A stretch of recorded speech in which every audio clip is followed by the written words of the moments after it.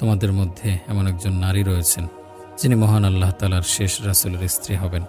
মক্কার নারীগণ, সেই শেষ নবী এই মক্কার ভূমিতে প্রকাশিত হবেন এবং তোমাদের মধ্যে যারা তার আনুগত্য করবে দুনিয়া এবং আখিরাতে সাফল্য লাভ করবে।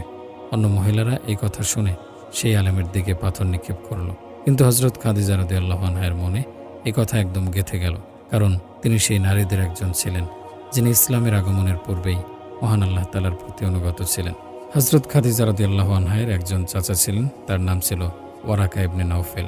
তিনি তাওরাত ও জাবুরের বড় আলেম ছিলেন।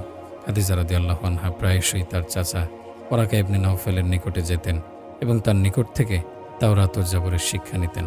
দ্বিতীয় ঘটনা, একদিন হযরত খাদিজা রাদিয়াল্লাহু আনহা তার ঘরে একজন ইহুদি আলেমকে আমন্ত্রণ করলেন, কারণ তিনি আলেমদের প্রতি খুবই সম্মান প্রদর্শন করতেন। হঠাৎ সেই ইহুদি আলেম হযরত খাদিজা রাদিয়াল্লাহু আনহাকে বললেন, একজন যুবক এই গলির মধ্য দিয়ে হেঁটে যাচ্ছে, আপনি দয়া করে